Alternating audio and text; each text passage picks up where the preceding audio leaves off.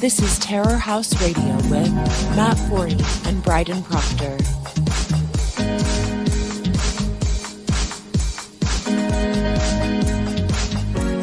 Yeah, welcome to it. Terror House Radio, episode number 33. I'm Matt Forney, your charming and loquacious host, and the founder and editor-in-chief of Terror House Press. My co-host and producer, Bryden Proctor, is not joining me this week. He's taken the week off, but he's here with us in spirit. And on this program, I'll be talking to Leslie D. Soule. Leslie's an author, poet. She's the author of several novels, including Fallenwood. And she is the author of My Mentor Death, which is Terror House's next book. It will be released this Friday, September 11th. It's a short poetry chapbook about, well, death.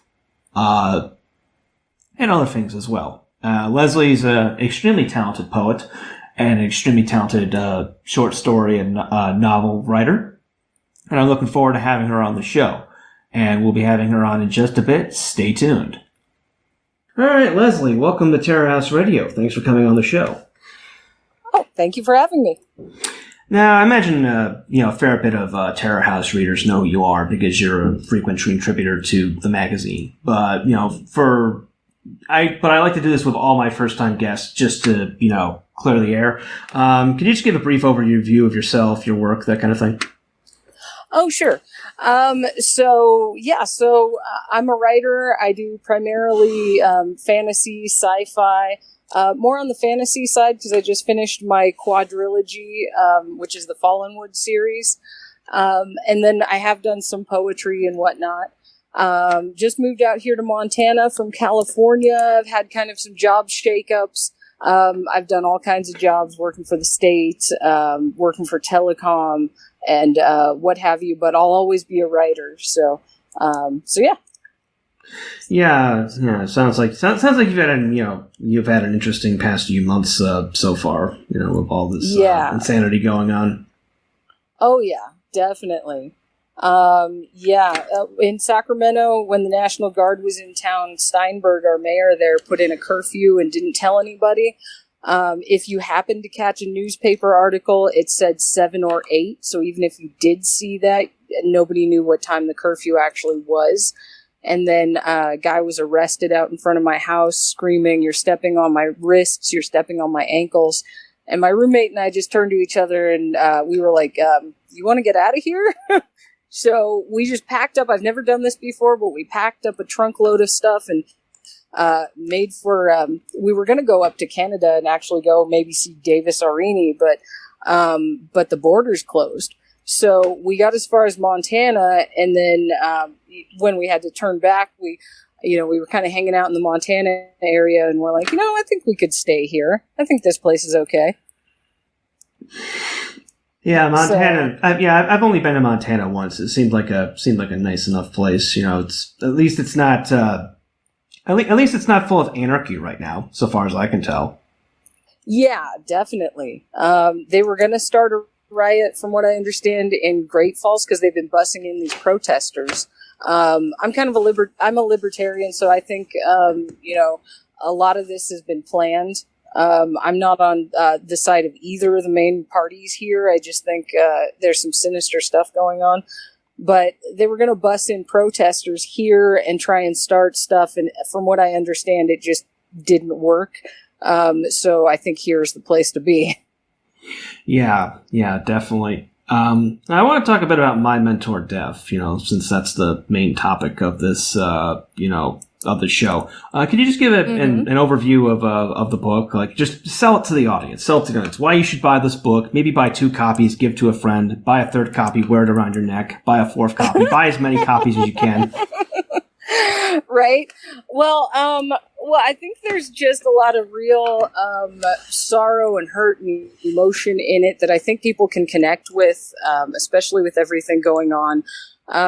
Because right now we're sort of sold these saccharine, sugar-filled quotes like "we're all in this together," which is from Disney's High School Musical, by the way. But we're sold these little quotes that don't really get to what most Americans, I think, are feeling right now, which is a sense of maybe malaise or depression or sorrow or that kind of a thing. So with My Mentor Death, a lot of the poems are about things that people can actually relate to, which I think makes it a powerful piece. I wrote it after my stepfather died, a lot of the poems, and they're kind of directly dealing with that and me dealing with the sorrow of all of it.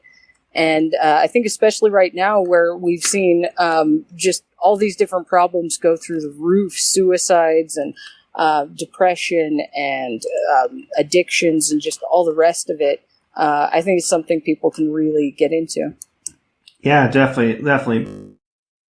But you also find some time for a bit of humor in it. Like one of my favorite poems in it is A3, the cashier bot, which is about automation. Mm-hmm. Yeah, definitely. Yeah, that one, I like it too. It's kind of about how automation, we think it's going to go one way, but it may not. But when it interacts with people in their day-to-day lives, it may not go the way people think it does. We're going to start treating these... Well, I mean, that poem is also technically about death, too, so... Yeah, definitely. Yeah, the cashier bot dies in it, of course, but yeah, it's kind of about how once you start introducing robots into human society, things don't go the way you'd think they would, because we end up treating them like a human. and going, man, this guy or robot is a jerk. You know, or getting jealous, or once human emotions come into play, it gets all skewed. God damn the automated ordering system at McDonald's. It's such an asshole. Right? Right? I kind of hate that thing. Yeah. I kind of curse at myself whenever I go to McDonald's because, like, all the ones there are just, like... You know, like some of those LCD screens, they get used so much that, like, you know, they just stop being responsive, like that kind of thing. Yeah, definitely. Also kind of is semi-useless because the whole point of these automated things is that, like, you know, they want you to use the card at them and then you can just, you know, go get your food. But at least here in Serbia, I'm in Serbia right now. I can't, well, I've been having this problem across Europe for like the past couple of years at least. European debit and credit cards are actually more technologically advanced than American ones. Like, you know, if you go to pay for something with a card in the U.S., you put it in the chip reader, you know, then it spits out, you know, a signature slip, and then you sign the signature slip, and, you know, that. Whereas in Europe, the Europeans just have to, you know, hold it to the reader and, like, it automatically deducts. And there's no, like, pending charges or anything. It just gets automatically taken from your account. And as a result, a lot of, like, the automated machines aren't set up to process, like, signature processing. So, like, if I try to go and buy something using my card here, half the time it'll just not work. And I'll have to, pay in cash. So, like, I just use cash all the time. You know, who knows how long that'll last with, you know, the obvious moves towards digital currency. Then again, I had difficulty seeing how they did, you know, implement that in the Balkans, seeing as everything here is cash, you know, and about half the economy is, I don't want to say black market, but under the table would be more accurate. Oh, wow. Yeah, that's interesting. Yeah, definitely. As they're trying to move towards a cashless society, like when I was in California, some of the malls were starting to open up, and a lot of the stores were not taking cash at all. And they were saying it was because of COVID, because particles could be on the cash itself, and they didn't want these kind of transactions happening. But it just seemed really strange. And then with the whole change shortage that's going on here, yeah, too. the coin shortage. I mean, I haven't been back in the U.S. in years, but it's like, that sounds obviously forced. Like, a coin shortage? Like what? Yeah. I've never seen anything like that happen in my life. Like a coin shortage? How are people going to be able to go to the laundromat and throw quarters in and do their laundry? You know, it just makes you wonder. I mean, I mean, and that's not even the worst example. Going back to the whole card thing here, that's not even the worst, example I had. Like, I was about a year ago, I was in London for my friend's wedding, and I was drinking with another friend of mine, and it was late at night. And it was like, I'm starving because whenever I'm drunk, I get hungry. And I was like, the only thing open is McDonald's. I'll go to McDonald's. That's a running theme here in my travels. So I go there. I try to pay at the machine with the card. Doesn't take it. I try to go up to the cash register, and and their card processor won't even spit out a signature verification. So I just give up and I'm like, all right, fine, I'll go get cash. The closest ATM is like 2 blocks away. So I go there, I get cash, and I walk back, and McDonald's is closed. So. Oh, man. Yeah. No so way. I just went home and slept it off. Yeah. Wow. Yeah, this whole cash card thing, it's getting weird. Definitely. Yeah. So it'll be kind of interesting to see where AI goes and where they try to take things next. I've heard, of course, there's a drone technology that's being worked on. They're trying to get it to where you can get swarms of drones in battle and that kind of a thing. So there's that. The cashless systems, of course, and then what else? And then I've heard that with the vaccine that they're going to come out with, that it's some kind of thing where it puts a tracking chip in you when they do it, or some kind of a UV light or something like that, to where when they put it in your skin, they can tell, where you are, kind of a thing. Yeah, so it's kind of weird. It's gonna go right under your right hand. Oh, okay. Or in your forehead. Oh, jeez. Your forehead. That's creepy. My goodness. I just made a Mark of the Beast joke. Right? Yeah. But I have faith that all of this can only go so far, and that we are still at our heart America, and we'll fight back against all of these oppressive, technologies, or maybe even start using them to our advantage somehow. So, well, I mean, I don't want to. I don't want to sound like I'm encouraging civil disorder or anything, but there is the whole mask mandate that had the unintended side effect of completely messing up facial recognition software. Yeah, definitely. I mean, that's one nice thing I can say about masks. Mm-hmm. Definitely. And I'm sure we'll be seeing more of those, to where those kinds of things, to where they roll out all these mandates and technologies and stuff, but they don't know how they interact with each other yet. And it may be in surprising ways that they didn't intend, like the masks messing up their facial recognition software. To kind of cycle back to my mentor, Def, one of the questions I wanted to ask you was, you kind of display a wide variety of, poetry styles in the book. You've got like some rhyming poems, some non-rhyming poems. There's a prose poem in there. What are your, primary like writing influences? I mean, you focus on, obviously poetry influences, but who influenced you as a writer the most? That's a good question. Who influenced me as a writer the most? I would have to say, since I'm primarily a fantasy writer, Tolkien, and he writes in kind of a high fantasy style. But I try to actually kind of keep my writing to the same ideas, but writing it in a little more of layman's terms. Something that's more accessible. Yeah, so something that's more accessible to an audience. Also, sometimes it's a little hard for me to come up with my own sources of inspiration. So I like to go on Submittable and do like poetry challenges or ekphrastic challenges, which is like they'll have a piece of artwork or an image, and you're supposed to write a poem based on that. So some of them that I've written are actually based on these challenges that I've found online. I've never heard of this. Like Submittable, it sounds a bit like NaNoWriMo. Submittable, it's kind of, from what I understand, it's like Duotrope. It's one of these websites you can go onto, submittable.com, and it'll show you by date, what different publishers are looking for.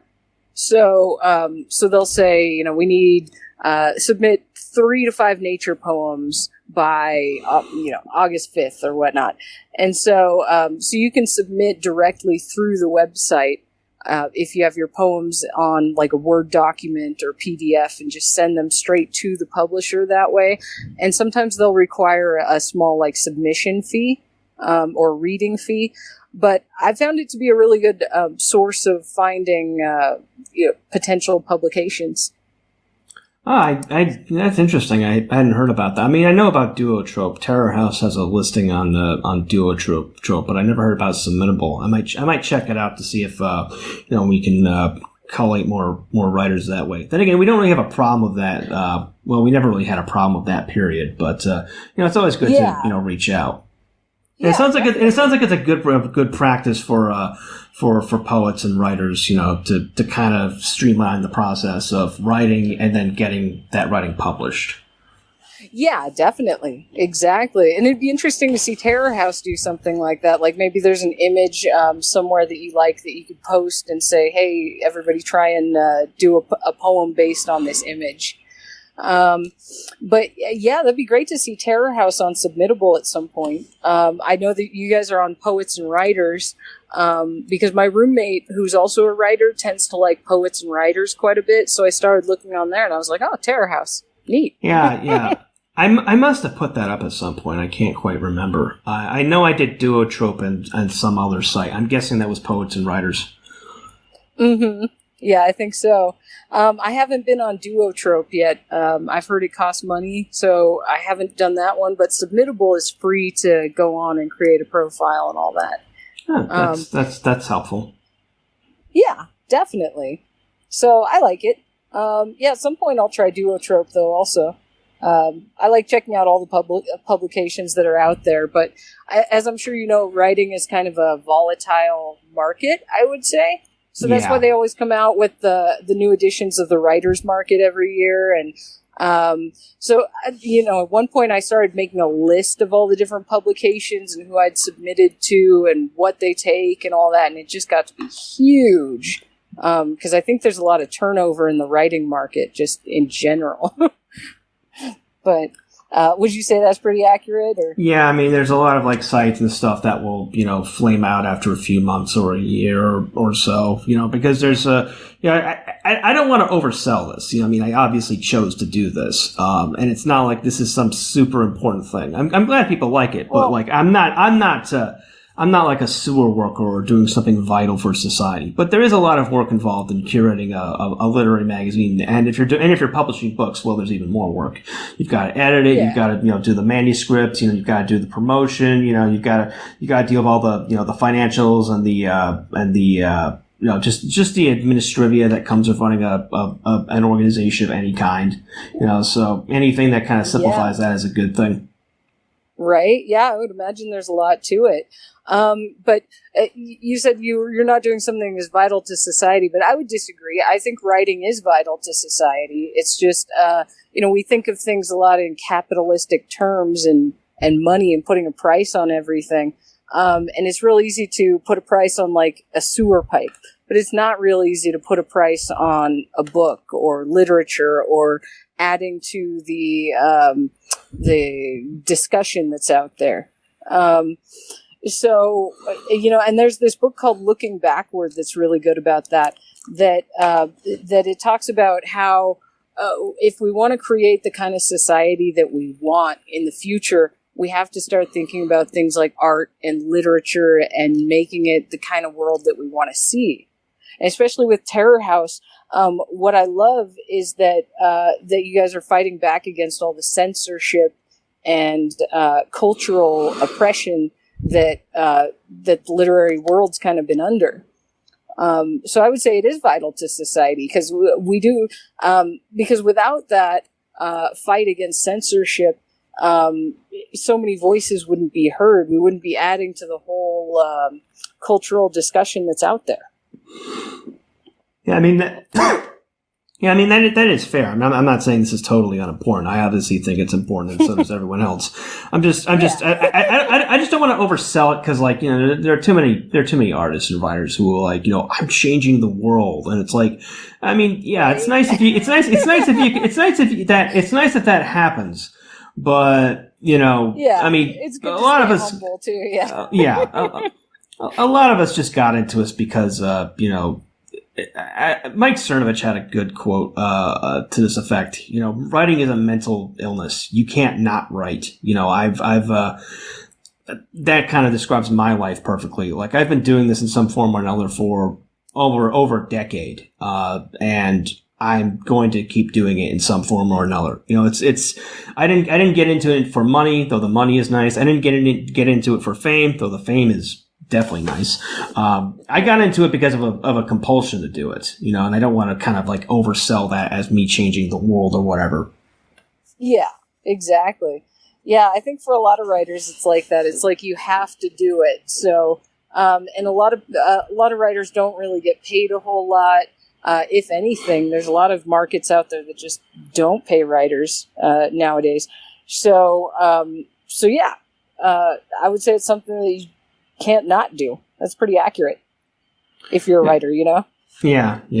Kind of going back to my mentor, Death. I mentioned, like I said, one of the poems is a prose poem, and it's kind of an interesting break from the other poems. It's kind of like there near the end, and it's I really liked it. It's one of my favorite sections, in part because like it's like it kind of you know, hits you like very hard. Both what you discuss in the poem. The poem is just some thoughts, and I like the fact that you kind of disrupted the narrative of oh, here's some regular poems, and then all of a sudden, you know, you got a prose poem right there. Mm-hmm. Yeah, definitely.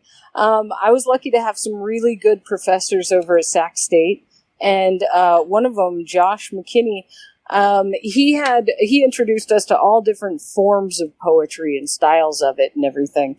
And, so the prose poem, it is in there to kind of shake up the narrative and do things a little differently. And also it was just, such a heavy topic for me. I didn't know how to best write it all out in a poem form. And it just kind of flowed, more prose style. But yeah, I really did have an ex-boyfriend who went through all the cancer diagnosis, and his hair started falling out, and just all of it, wouldn't eat. You know, his thigh shriveled up to the size of my arm, and it was a very sad experience. Like, a lot of my younger life is a little weird, because when I was a teenager, I was very, very happy, and then I just kind of ended up having one tragedy after another happen. With my stepfather and my boyfriend and my mom going kind of nuts and just all the rest. So yeah, I think my mentor Death was a way for me to kind of deal with it and put it all in words. And it was kind of therapy for myself as I was writing it. Yeah, that's interesting. You know, I didn't know that. You know, it's kind of I mean, it sounds absolutely horrible when you describe it, but you know, you put something together that's really remarkable out of it, which is pretty awesome. Yeah, definitely. That's what I like about writing in general. It allows, you know, a lot of these pieces the writers come up with allow them to take things that are really tragic or horrible or just didn't go right in the world or with themselves in their lives, and transform them into something that's beautiful or transformative, or puts ideas out there into the world for other people to share and look at and think about. So in that way, they have a really interesting kind of magic that writers do a lot of the time. Yeah, I mean, you know, the best writers are really, you know, really good about this. I mean, I know you're a fan of, you know, a lot of people are fans of him. You know, Charles Bukowski. He was kind of like the master at this. And it's funny that people always misread Bukowski because they look at his novel as like, oh, he's just bragging about how awesome it is to get laid all the time and all this stuff. Bukowski's work was in many ways kind of a cry for help. My favorite novel of his is Women, which, concentrates on the whole getting laid of all these, hippie chicks kind of thing. And people may read, the surface reading of that is like, he's just bragging. But like, if you read it carefully, like if you're just, not glossing over between sex scenes to sex scene, the novel is about him kind of longing for a normal life and a normal relationship with a woman and screwing it up through his own actions. Like near the beginning of the book, he's in a relationship with that crazy, 30-something chick, Lydia, and he very briefly gets involved with Dee Dee, who is closer to his age, and, she's very much into him, and, she's more stable. But near the end of their fling, he decides to go back to Lydia, and, she's so distraught that she tries to kill herself by overdosing on a bottle of pills. And he stops her by, forcing his fingers into his throat to make her throw up, which knocks out her false teeth. And it's, it's funny, but it's also very sad because it kind of, accentuates, that she's much older and that she's not his thing and all that. And he kind of indicts himself at the end of that chapter with like the line, I think I'm paraphrasing from memory. Valentina would have kept both Lydia and Dee Dee. That's why he died so young. Oh, yeah, it's interesting. Definitely, Bukowski's work. Because you can see in my literature classes, they called it the interplay of the sacred and the profane.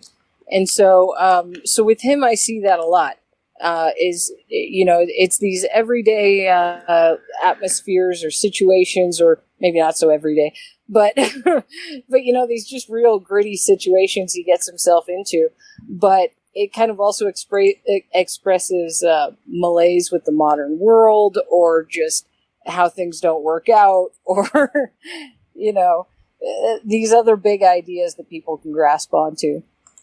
Yeah, definitely. I mean, I've actually been working on my own poetry collection for the past couple of months. I'm kind of, the way it's evolving, awesome. It's kind of about, my life in Eastern Europe and all this stuff. It's got all kinds of, crazy anecdotes like the neo-Nazi swinger party and all this stuff. Some stuff that's true, some stuff that's not, some stuff that happened to other people, some stuff that's blown out of proportion.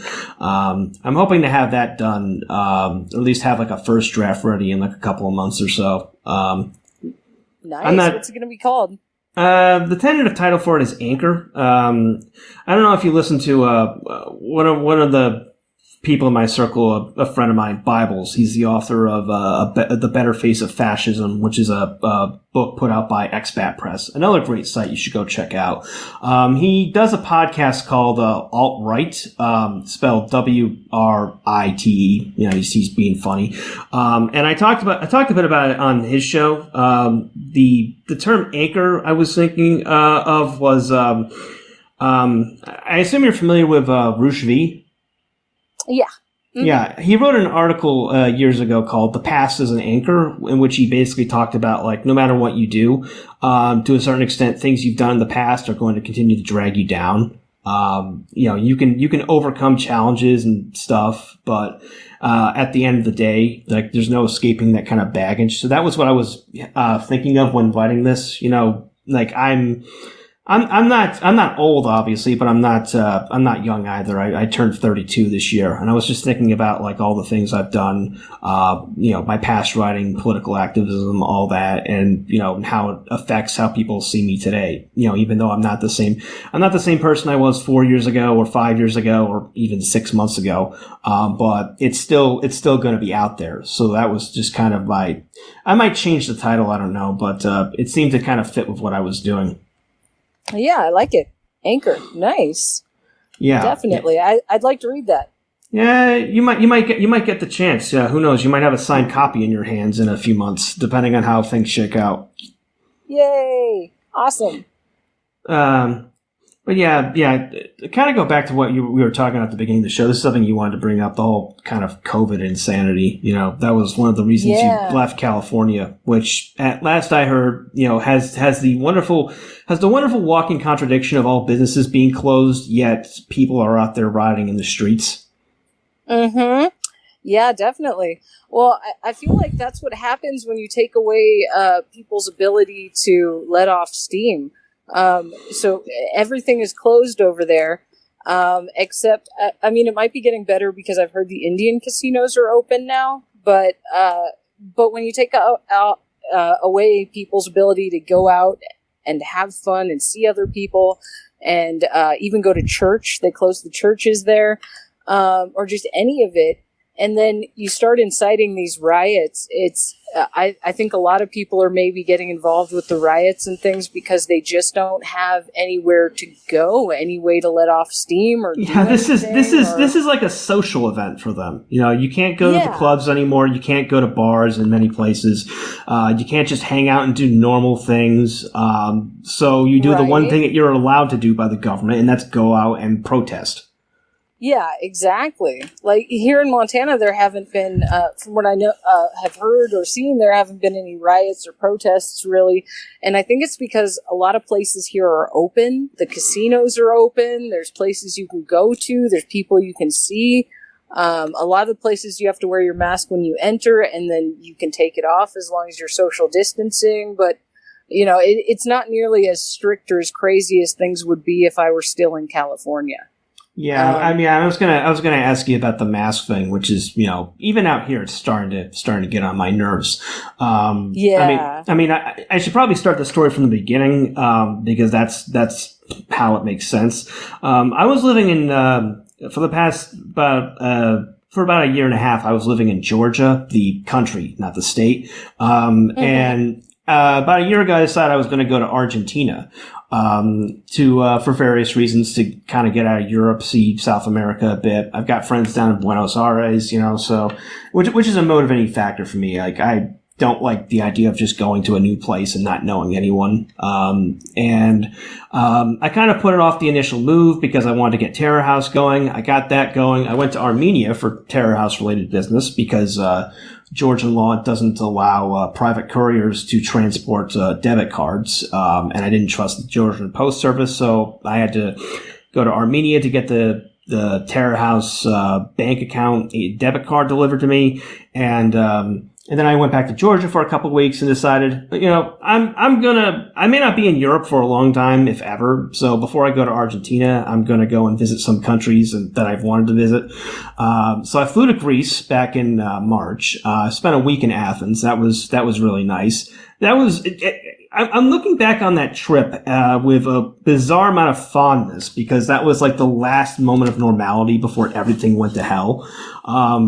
I spent a week in Athens. I took a bus to Tirana, the capital of Albania, and then everything just went to hell. The borders were closed. Curfew was put in place. Everything was shut down, save for the supermarkets and the pharmacies. The Albanian government went so far that for at least about a month and a half, you couldn't leave the house at all without a police permit. Wow. Yeah, I would text a number. I would text the police requesting for a permit, and then I would get one. And the permit was only valid for an hour, and you could only get one permit per week. Wow. So I had enough time to leave the house, get groceries, and that was it. Couldn't leave the house the rest of the time. It wasn't as bad as it could have been because the apartment I was staying in had like a balcony, so I could get fresh air that way. But it really felt like being in prison. And there was that study a few days ago that said that the lockdowns, made people feel more despondent than people who are in prison. Wow. Yeah, I believe it. Well, it makes sense because at least prisoners know when they're going to be released. Nobody knew when this insanity would end because, initially it was started, we need to slow the spread of the virus. We need to, stay at home to slow the spread of the virus. Then it eventually became, we can't let you go anywhere until the virus is gone and we have a vaccine. So they changed it up on us in the middle of all that. Mm-hmm. Yeah, definitely. Yeah. And now I'm reminding people, because a lot of people in California went along with everything in the beginning. They're like, the government's doing this. We just need to do it. It's only going to be 2 weeks is what they said the lockdown was going to be. It started in the Bay Area and then went elsewhere. And so, now I'm reminding people, 2 weeks, huh? It was only supposed to be 2 weeks. And then now nobody knows how long this is all going to be. And so I'm kind of assuming myself that it's all these things that have been put in place, the businesses closing or wearing masks or whatever, it's just going to be till the end of time now. They've established that they can shut everyone, all the businesses down and herd everyone into their homes, and nobody will resist. And as I'm sure you're aware, Leslie, once the government gets a new power, they will never ever give it up. Oh yeah, definitely. But to kind of continue with sorry, I didn't want to cut you off. I wasn't finished with the Albania story. They started loosening a lot of restrictions at the end of April, and by the middle of May, like pretty much everything was gone. They did that in part because there was the government was working on demolishing this historic theater downtown so that they could sell it to some real estate developer and build condos, and people were upset about that. The government decided to blow up the theater at like 4 a.m. on a Sunday. Allegedly nearly killing people who were protesting inside. And then a few hours later, they abruptly lifted all the lockdown measures, hoping people wouldn't riot, which worked. I was happy at least because I could actually leave the house and go to a restaurant and, stuff. But, over the next couple of months, then the restrictions started creeping in. Like, they passed the mask law in which nobody obeys and the police don't enforce. They even went so far as to ban playing loud music after 8 p.m. because apparently the virus can be propagated by thumping bass lines. Wow, that's crazy. Yeah, I feel like all of this, really, what scared me in California was that it looked like all of this was some kind of a test run for just government power and seeing how far they could take things. Like the first thing that happened with the lockdowns was it was in the Bay Area, and they said everybody in the Bay Area is getting a curfew, and we're going to enforce it. And my roommate and I looked at each other and we're like, this is something we have never heard before, ever in our lives. And that's when we started to put together a little box full of just extra money that we stashed away. And we're like, this is our go box. And if we need to leave and just get out of town and this all becomes too crazy, we're just going to take the box and run. So yeah, which might be a good strategy for people right now. I don't know where is going to be the best place to be. But I think certain places are certainly stricter than others during all this lockdown madness that's going on. Yeah, I mean, I don't want to complain too much because in the Balkans it's not that bad. Like I said in Albania, even with the mask law, nobody was really wearing masks, and the police didn't really care about enforcing it. Like, About at the end of July, I decided it was time to get out because I had other problems in Albania. Like, for example, the apartment I was stuck in for 2 months during lockdown. This is a traveler's tip if any of you ever go to Albania, because there are things there. It's not such a bad country, but here's a traveler's tip. There are large sections of Tirana that do not have running water throughout the entire day, and for 2 months under lockdown in this apartment, I didn't have running water between the hours of, I think, 10 a.m. to noon, 2 p.m. to 4 p.m. And then, I think, I had running water. I didn't have running water between 10 a.m. and noon, 2 p.m. and 4 p.m. And then I didn't have running water in the overnight. So if you have to use, if you have to use the bathroom in the middle of the night, you're kind of out of luck. My neighbors were also complaining about me using the bathroom in the middle of the night because apparently my footfalls were just too much for them to bear. But that was just one particular apartment. And another thing too, another traveler's tip, American credit cards and debit cards do not work in Albania. Like, wow, good to know. Yeah, it's kind of like being in Cuba. I have a European bank account, so I was able to get around that. But but all these problems combined was like, okay, I need to move on. So I went to North Macedonia. I took a bus there. I spent a weekend there in Skopje, which wasn't too bad. It's roughly the same there in terms of enforcement. It's like, masks, yeah, indoors, but no one really cares. But all the restaurants were open.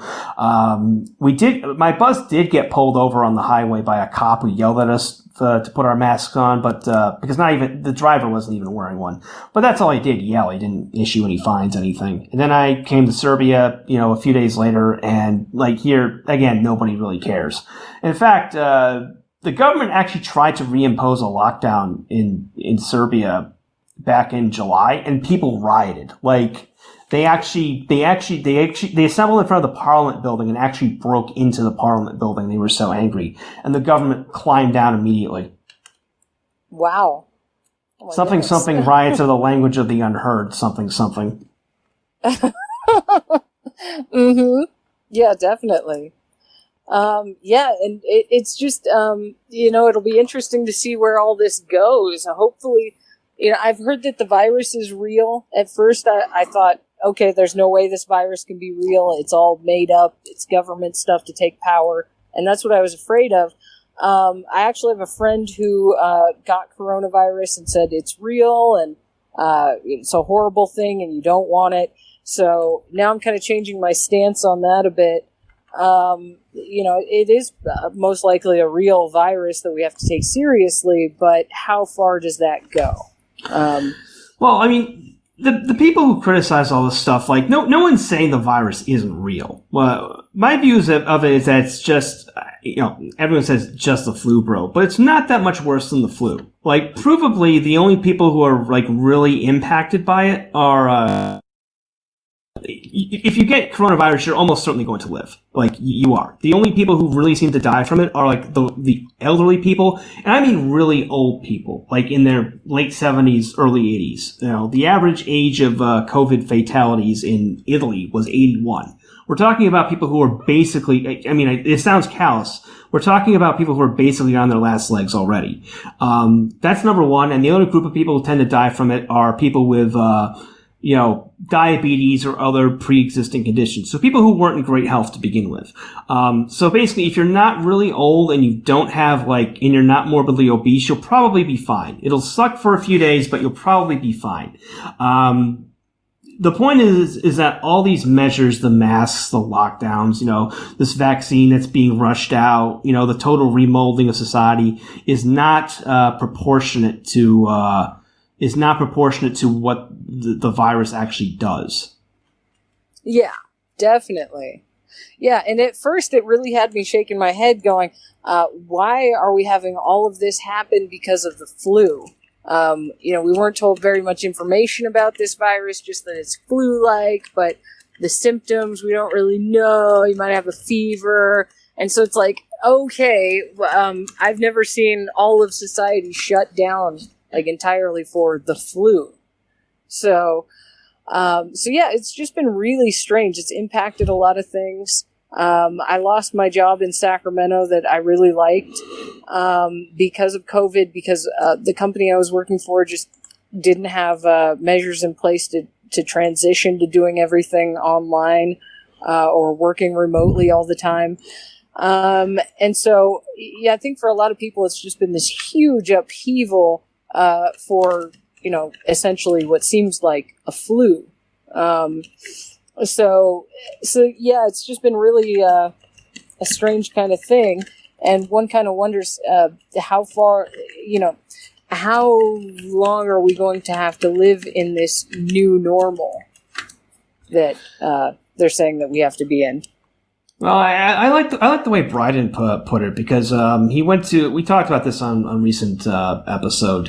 He went to Lake Tahoe for a vacation recently, and he basically described the entire world as becoming like an airport, in terms of all these restrictions. Like, you can't do anything. He talked about how he was at the Hard Rock Cafe and the waiters were yelling at him to put his mask back on between sips of his beer. Yeah, it's been weird. Different places are doing things differently. I went to Golden Corral recently because I was like, oh, it'd be nice to go to a buffet again. And we get there, and I'm having to tell them all the different things that I want, and so that they can pick it up, because apparently, nobody's allowed to grab their own food anymore because of COVID. And then the waitress comes over and she's like, "What's wrong?"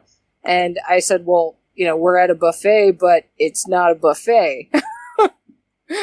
Like, it's all just been really strange how different places have reacted to. I mean, it's like rules like you can't if you go to a restaurant, you have to wear a mask except when your food arrives. And it's like, as soon as you take off the mask, you're breathing, any germs you may have into the air anyway. So, like, as soon as you take off the mask, all that time of where you were not wearing the mask is completely invalidated. So what's the point of even wearing the mask in the first place? Yeah, exactly. I mean, it's a boon for, like, petty tyrants who just, like, and obsessive, childless, middle-aged women who just want to enforce arbitrary rules on people. But if you're, like, a normal person, it's absolute hell. Yeah, definitely. Yeah, I would agree. And my standing view is that, like, we've seen over the past year, manufacturing consent for a police state from both ends. First, with the pandemic, we manufactured consent for a police state from the left because they're all obsessive about, you can't, you stay indoors. They're all about cops arresting people for setting foot on the beach and violating quarantine, or like that case in Australia recently of that pregnant woman who posted that she was like going to organize an anti-lockdown protest. So the police just came in and arrested her. They're all about stuff like that. And now you have the riots everywhere, which are, manufacturing consent for a police state from the right, because we need a massive slam down on everyone in order to keep these people from rioting. And yeah, I don't like riots either. These people in the streets need to be dealt with. But I absolutely hate that I feel this way. But that's the whole point of it. The whole point of it is to kind of guide people down, the road to tyranny and make it feel like there are no other options. Mm-hmm. Yeah, definitely. I think what we really need to do is get to the bottom of who is doing things like bringing pallets of bricks to these different rioting locations, who's behind that kind of a thing, or piles of rocks or pieces of concrete. I've heard that all this is being done. Who's bussing in these protesters? Who gave the order for the police to abandon the precinct where Chaz happened? Because somebody gave that order, and the police chief has basically refused to tell the American people who, Police Chief Carmen Best, and she was like, "Well, it was not my decision." Well, whose decision was it? So I very much feel like there's somebody behind the scenes pulling the strings, and that it's the duty of the American people at this point to investigate who is behind either creating or inflaming these riots. Yeah. I mean, we kind of, I think you and I kind of have an idea of what's going on here. It all seems very contrived. Like this whole thing started with George Floyd, and all of a sudden, like this one killing in Minneapolis, and suddenly there are riots everywhere, every single city, even like little out of the way cities like Syracuse. Suddenly they have protests going on. It's all blatantly orchestrated. And then a couple days ago there was a there's riots going on in Rochester, which is, I'm from upstate New York. I grew up in Syracuse. Rochester's not too far away. All of a sudden there's this conveniently timed release of a crazy naked black man who was killed by police all the way back in March. This happened all the way back in March. And all of a sudden there are riots there. There was Kenosha, last week. Mm-hmm. It's all very conveniently timed for the benefit of certain groups, I would gather. Yeah, definitely. It all looks really suspicious. Just the timing and how it's being rolled out, just boom, boom, boom, all these different cities. And it's just, it makes you wonder. It's like the travel restrictions for going across the Canadian border, they keep extending it, and they have since March. And part of me is wondering, like, with the riots and the lockdowns and everything, like, what is our country preparing for? Are we getting ready for a war, perhaps? Has gone through my mind. Because otherwise, a lot of this, what's going on right now, just doesn't make a whole lot of sense. I've heard the theory that, like, this is all a lead up to a war with China, because that's going to be the only way to solve the the unemployment and such that's going to be created by first the lockdowns, which put God knows how many small businesses made them bankrupt, and then you got the riots, which are doing their part to completely destroy entire cities in terms of their economic viability. But then again, there was some good news. A few days ago, it was reported the unemployment rate is down to 8.4%, which isn't, given everything that's happened this year, is pretty good. I mean, part of me wonders if the reason it's so low is because a lot of people have just stopped looking for work. But things are bad, but they could be worse. Maybe in about a year they'll be really bad. The full effects of money printer go burr and such haven't been felt. But like right now, it could be worse. It's pretty bad, but it could get worse. Yeah, definitely, I would agree. I would think. It's really bad that all these different businesses have been closing because of the lockdowns and everything. But hopefully, I would hope that some of that is being mitigated by companies being able to either maybe move or adapt to the new situation, go online, or that kind of a thing. So hopefully it won't all be as bad as it could be. I do think we're just at the beginning of seeing the effects of the economic impact of all of this COVID reaction. But I mean, one of my theories is that, like, the reason stuff like lockdowns and, mask laws are still going on is that it's a deliberate attempt to sabotage the election by trashing the economy. Mm-hmm. Yeah, definitely. Very well could be. Another thing that's gone through my mind, though, is what if all of these riots are being set up so that Trump could then come in with martial law or insurrection act like he's threatened to do, or any of these things. So, it's just a little hard to figure out what exactly is going on. Who should we even side with right now? What party is working for the American people, if any? I mean, a friend of mine put it like this years ago. It's like, Black Lives Matter is like the biggest boon to support for a police state that could ever exist, because my memory goes back further than a past couple of weeks. I remember a time when people were pretty critical of cops, like in the early 10s. Cop atrocity story, this and that. Cop block was a thing. Then all of a sudden, you have these riots everywhere. People anarchy in the streets, particularly now. That's the kind of thing that will push people to support a police state. If it seems like it's the only way that they can walk down their street without getting a Molotov thrown at them or shot in the head or whatever, then they're going to support that. I mean, it's unfortunate, but that's the position that people are going to be finding themselves in if they aren't there already. Yeah, definitely. Because people are going to have a reaction to all of this chaos and fear and all the rest of it.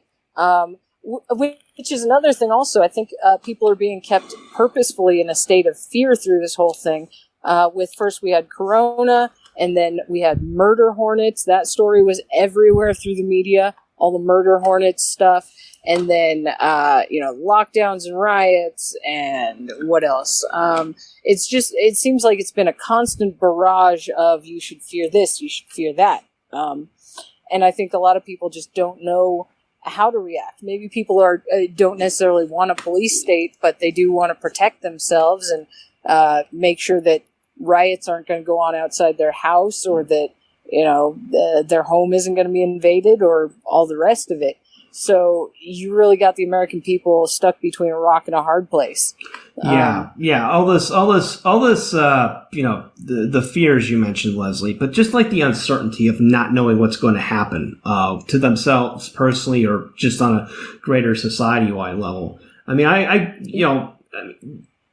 I made a comment to this effect like a few days ago. Like, you remember in March, like that video that went viral, that Nico little chick who was like in the Bernie t-shirt doing the TikTok and the OK Boomer, video. Like, I saw that someone retweeted that like recently, and I said something to the effect of like, I look back on this video with fondness because it was like the last time things were like truly normal before all this nonsense happened. Right? Yeah, really. Yeah. Yeah, exactly. remember a time when you could just walk out the street and it was perfectly calm, and you could go to a restaurant and not have to put on a face diaper. You didn't have to worry about you weren't seeing boarded up buildings everywhere. You didn't have to divert your you didn't have to drive around riots, that kind of thing. You had a job. I lost my major freelance writing client as a result of the lockdowns, and I never got and because the government screwed up, I never got my stimulus check either. So that hasn't been fun. Jeez, yeah, wow. Yeah, I'm still holding on though. Life finds a way, but normality, it's completely gone now, and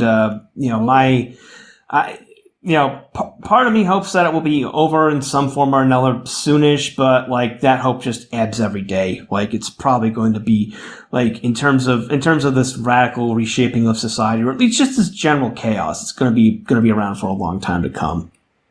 Yeah, definitely.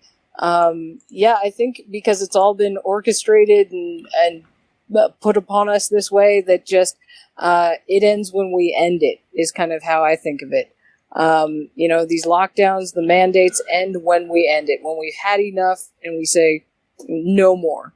And, not that I'm advocating for rioting or anything. I don't think that's the way to end things. Yes. We disavow all violence, YouTube. Yeah, definitely. I don't think that's the way to say that we've had enough. But there's got to be another way that we can just say, okay, there's this virus. We do have to take precautions and protect ourselves, but are we going to let society end because of this virus? Are we going to just not have any contact with anybody anymore? How far are we going to go with this thing?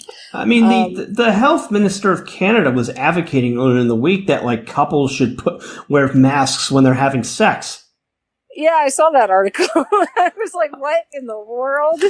Jesus. Yeah, we're living in a golden age of for women whose husbands put bags over their heads before they have sex.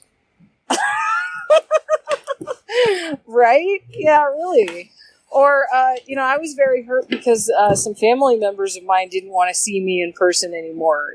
My mom said, "Oh yeah, you can come over, but we can only have coffee like in my backyard 6 feet apart." And I was like, "Fuck that." But you just basically saying, who wants to do that for the rest of your life with these family members that ordinarily you would go over and you would give them a hug and you would talk and you would be normal. But now they're getting rid of handshakes. Like every, with my close friends, like the few I've been able to see during this whole thing, yeah, we still shake hands, but when I'm talking to strangers now, they insist on the fist bump. Mm-hmm. Yeah, definitely. And it's just, you can't, we have to take precautions, but you can't just sterilize the whole world because of a virus. People were not meant to live perfectly clean, perfectly sterile lives in bubbles, 6 feet apart from each other. So I think there's a lot of effects from this thing that are just going to be profound in a lot of ways. Psychological effects and just emotional and human interaction wise. And we don't know what all those effects are going to be yet.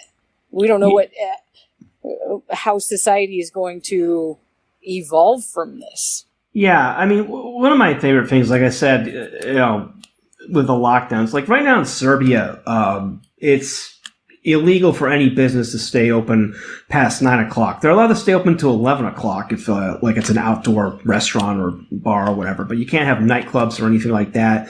They put the same restrictions in Greece a few weeks ago. A lot of it I see is like, the political structure in many of these countries, including the U.S., is very, very old. You know, like the average age of like the Democratic leadership in the U.S. is like in the late 70s. And for Republicans, it's younger, but like not that much younger. Same thing in Europe. All these politicians are just old people. And I think a lot of it just comes down to, I think, envy. Because again, a lot of the, a lot of the body count from COVID, like I said, comes from old people. Like old people who like had 6 months to live anyway. And then you have stuff like Cuomo shoving, infected, old people into nursing homes, which, they spread it and they killed even more people. I heard a theory from a friend that like part of the reason they're doing this, because that same thing happened in Greece as well. They started sending elderly people who were infected with COVID back to nursing homes, where they subsequently killed a whole bunch of other people. Wow! They keep the they did that in Greece too. Oh, I'm sure they've done it in a bunch of other countries. They do that so that they can keep like the body count up. And then they can justify putting on more restrictions on young people, because they're all blaming the spread of the virus on young people doing young people things, like going to clubs, having fun, etc., and not the fact that all these old people are basically being clustered into super spreader events. I think a part of it is just a lot of kind of boomer rage at the fact that they're no longer young anymore, and they don't want to see young people having fun. Yeah, definitely. Yeah, with the age of our main political parties, most of the people in it, it's these older people that just want to hold on to power at any cost. So I think they'll just do whatever they have to do to hold on to power. It's just a real ugly sort of thing. And hold on to their wealth, because like they weren't affected economically by the lockdowns. A lot of them are already retired. Like they don't have to worry about going to work like, people in their 20s, 30s, 40s have to. They've already got theirs, so they can just check out. It doesn't affect them.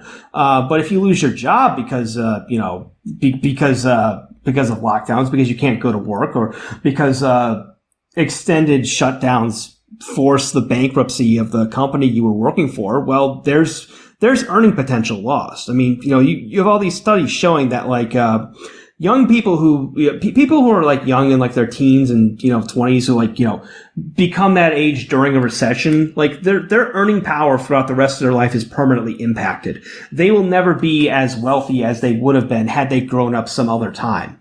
And we have right now is what is basically an artificial recession created by old people who are just terrified of death. Yeah, definitely. And right after the 2008 recession also that people had to go through. So workers now are having to deal with that as well. that they may in the future not make nearly as much as they would have had they not gone through 2008 and this current crisis. Yeah, it's I mean, I'm on a personal level, I'm just trying to hang on and stuff. But like, I've heard, and again, going back to the psychological effects of it, I've heard from multiple friends of mine that they, a second lockdown might make them commit suicide. God knows how much, the suicide rate, I'm sure, has gone up tremendously in the past few months. The rate of overdoses, everyone talks about the opioid crisis, stuff like that. People just feeling hopeless. Because they've lost their jobs, or just because they feel like they're in prison. The entire planet's become a prison. Yeah, exactly. And that's where I was when this first started, is I was even contemplating suicide because of how my family was treating me and losing my job, and if you're not one of these essential workers, then what are you? You're non-essential. It's just, the whole thing has the effect of just making you feel like things are never going to be the same, and that you're worthless and all the rest of it. But I ended up kind of pulling myself out of it and seeing what was open and trying to just kind of soldier through all of it. And I'm sure glad that we're in Montana now, and it seems like things are a lot better for me. And, I'm not where I was at the beginning of this thing. But yeah, I think the people who have put in these lockdown restrictions and made things go this far, they sure have blood on their hands from this whole thing. Yeah, definitely. Yeah. I mean, I hope for a better future, but like I said, my hope is ebbing every day.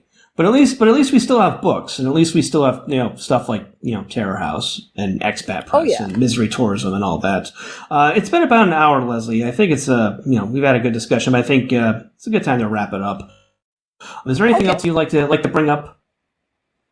Yeah, actually, well, it's easy to get depressed, with everything going on, but I have a friend of mine that really helped, during all this coronavirus stuff also, and he said that, we should really be trying to cultivate an abundance mindset and, read books like Loser Think, by Scott Adams that say that after all of this, we're really on the brink of a golden age that may be coming, that we may be able to work towards.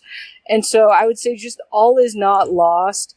And for anybody who's where I was at the beginning of this thing, I think if you just keep going and keep looking for answers, there are people out there in the world doing things, and you don't have to be stuck in this kind of helpless, depressed state. I said, things could be a lot worse, and if you've got your family, friends, etc., you cherish the things you have, because, life is bad, but it's not that bad yet. Yeah, definitely. But anyway, I've been talking to Leslie D. Soule. You can check out My Mentor Death coming from Terror House this Friday. There'll be the links for that and all that. And you should also check out our other books like Fallen Wood. You can find those on Amazon. I'll put the links in the description. Leslie, is there anything else you'd like to plug, promote? Not that I can think of. Just Terror House in general, for standing up for writers and fighting the good fight against censorship. I appreciate that. Thanks. Yeah, go check out Terror House, obviously. You can check out my own stuff at my website is mattforney.com, and you can find the links to all my other social media and stuff. Wait, why am I even saying that? I'm not on social media anymore. I've been banned from everywhere. I've been banned from Twitter, obviously. I've been banned from Facebook. Where else have I been banned? Well, it's not. It hasn't been great for me personally on the whole censorship front. But whatever, I'm still here. But that'll do it for this episode of Terror House Radio. Check in at Terror House Magazine at terrorhousemag.com every day for our latest publications. You can check out our books at Terror House Press, terrorhousepress.com. My Mentor Death by Leslie D. Soule is coming this Friday. You can follow our social media links in the description, and don't forget that you can always check out past episodes of Terror House Radio at terrorhouseradio.com. Terror House Radio is produced by Bryden Proctor and presented by Jugs. Intro music by Meme Extremist. Illegitimate on-cover rundom. Don't let the bastards grind you down. I'm Matt Forney with Leslie D. Soule, and we are out.